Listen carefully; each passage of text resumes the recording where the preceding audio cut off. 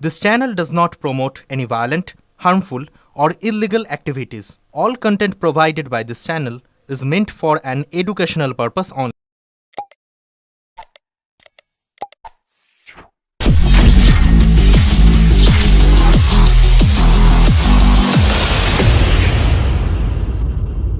চন্দননগরে আমার উপর আস্থা কেন হবে?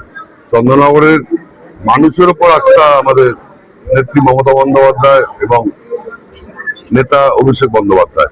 এখানে আমার বদলে যেই দাঁড়ায় বা যেই দাঁড়াতো, ওনাদের ছবি থাকলেই যথেষ্ট। ওনার চন্দননগরের মাটি, চন্দননগরের মানুষের উপরই ওনার আস্থা রয়েছে।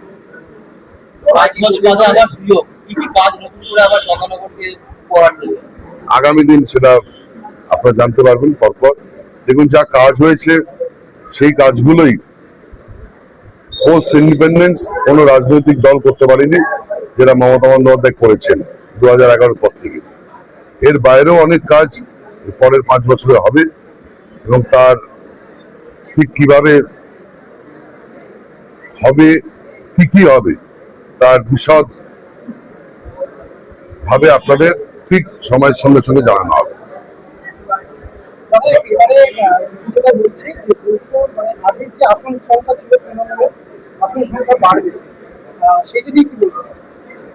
সারা বাংলায় কি হবে সেটা আমাদের সেন্ট্রালি কলকাতা থেকে আমাদের যারা মুখপাত্র আছে তারা বলতে পারবেন। আমি চন্দননগরের প্রার্থী হিসাবে দাঁড়িয়েছি, এইটুকু বলতে পারি, চন্দননগরের মার্জিন বাড়বে। হ্যাঁ, স্ট্রং প্রতিপক্ষ আমি। আমার লড়াই আরো আমাকে করতে হবে। এখানে কোনো প্রতিপক্ষ নেই, রাজনৈতিক প্রতিপক্ষ কেউ নেই। আমার প্রতিপক্ষ আমি। আমাদের প্রতিপক্ষ, আমাদের আরো বেশি করে লড়াই করতে হবে, আরো বেশি মার্জিনের জন্য।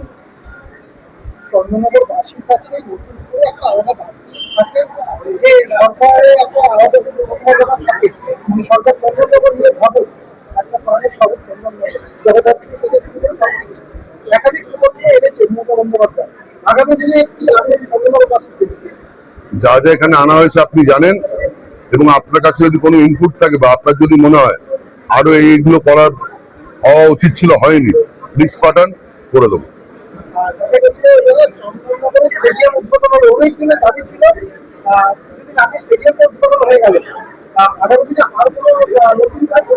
আবার বললাম, আমি একটু আগেই বলেছি, আগামী দিন আর কি কাজ হবে সেটা ইন ব্ল্যাক অ্যান্ড হোয়াইট প্রকাশিত হবে এবং প্রেস মিটের মধ্যে দিয়ে আপনাদের জানাবো।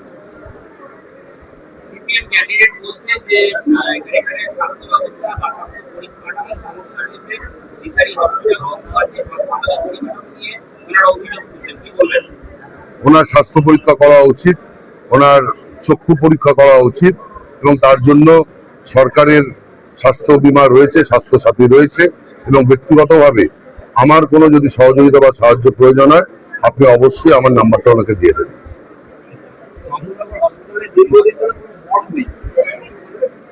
চন্দননগর বিধানসভায় 2টি মর্গ রয়েছে, P7 রয়েছে, একটা ভদ্রেশ্বরে এবং একটি চন্দননগর হবে। অনেক জায়গায় অনেক কিছু হয়নি, আবার অনেক জায়গায় যা যা হয়েছে, মানুষ তার চাহিদা রোজ বাড়ে, আমারও রোজ চাহিদা বাড়ে। গতকাল একটা ভালো খাবার খেলে আজকে মনে হয় আরো যদি ভালো খাবার খাওয়া যায়, এবং মমতা বন্দ্যোপাধ্যায় মানুষের চাহিদা মতো, প্রয়োজন মতো যা যা কাজ করার করছেন, এবং আগামী দিনেও আপনি যেটা বললেন এটা আমাদের আন্ডার কনসিডারেশন থাকবে। যেভাবে কেন্দ্রীয় সরকার আমাদের টাকা আটকে দিয়েছে, সেই টাকা পেলে অবশ্যই আমি বিরোধীদের বলবো, শুধুমাত্র আমরা তৃণমূল কংগ্রেস কেন, আপনারাও যান কেন্দ্রীয় সরকারকে বলুন যে আমাদের বকেয়া টাকাগুলো ছাড়তে, যাতে আপনাদের নিজেদের বিধানসভার উন্নয়নের কাজ আমরা ত্বরান্বিত করতে পারি। আমাদের এসআইআর এসে আমাদের কিচ্ছু এসে যায় না। এসআইআর হোক না হোক, এবং ওরা যত ধরনের যা করার করুক, মমতা বন্দ্যোপাধ্যায় 4র্থবার আবার 7ই মের আগে মুখ্যমন্ত্রী হিসাবে শপথ গ্রহণ করবে।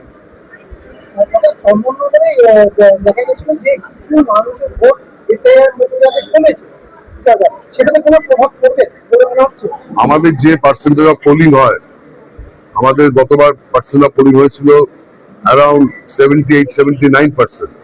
এবার কিছু যারা মৃত শিফটেড তাদের নাম বাদ গেছে, অ্যাডজুডিকেশনে আসছে, সেখান থেকেও কিছু আসবে।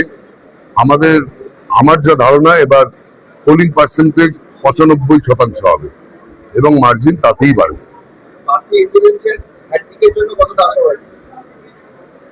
প্রার্থী ইনভেশন নয়, তৃণমূল কংগ্রেস প্রস্তুতি নিচ্ছে ডবল হ্যাট্রিকের জন্য।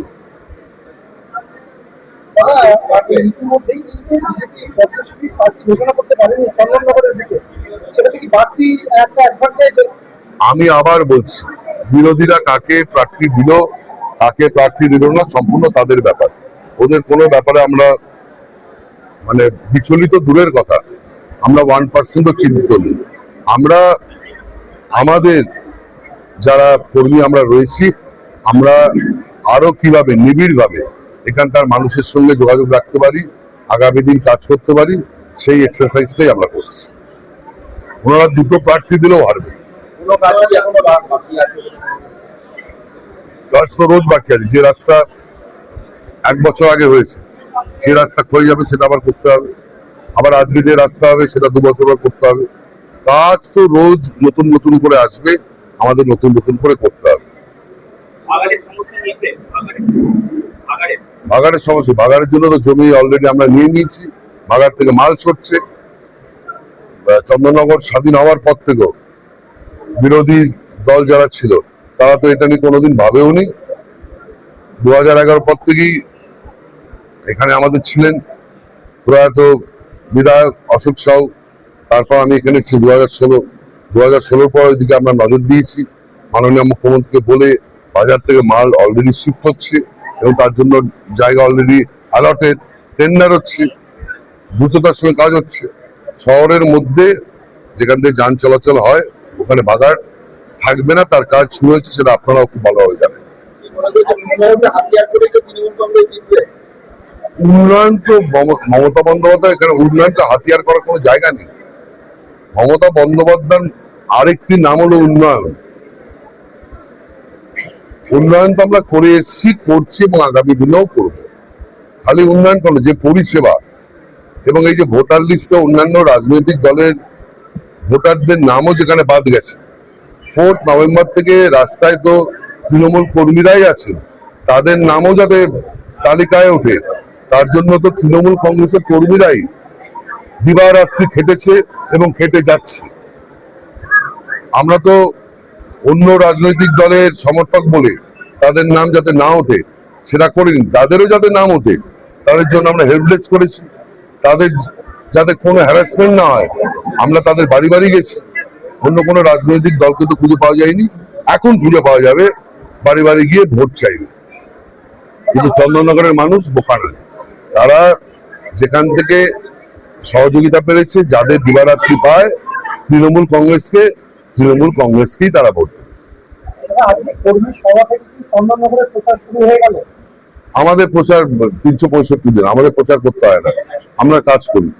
আমাদের প্রচার ভোটের জন্য কিছু ফ্লেক্স লাগাতে হয়, কিছু দেয়াল লিখতে হয়। 5 বছর ধরে তো দেয়াল লিখবো না, আমাদের প্রচার অনেক আগে থেকে, আমাদের কাজই আমাদের প্রচার। ভোকাল টনিক দিলাম যে শরীর ঠিক রাখো এবং প্রত্যেকে যাতে তাদের বুথে যারা আমাদের ভোট দেয় না, হতেই পারে পলিটিক্যালি, তাদের সঙ্গে আরো নিবিড় সম্পর্ক রাখো, তাদের সঙ্গে সদ্ব্যবহার করো, তাদের যাতে ভোট দিতে অসুবিধা না হয় তাদের সব ধরনের সহযোগিতা করো।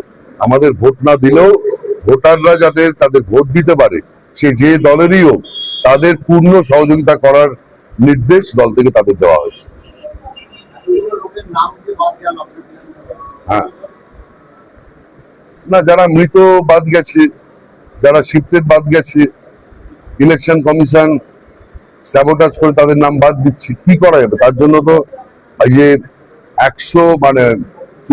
1546টার যে রাজনৈতিক দল ভারতবর্ষে রয়েছে তার মধ্যে একমাত্র তৃণমূল কংগ্রেস, মমতা বন্দ্যোপাধ্যায় এবং অভিষেক বন্দ্যোপাধ্যায়, তারাই তো সরব হয়েছে, সুপ্রিম কোর্ট অব্দি গেছে, একমাত্র তৃণমূল কংগ্রেসই করেছে।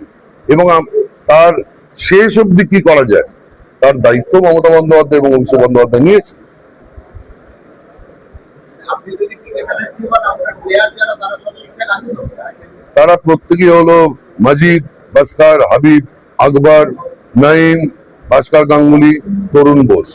আমাদের যারা গ্রিন রুমে আছে ওখানেও আমাদের আরো 10খানা ফার্স্ট 11 ওয়েট করছে।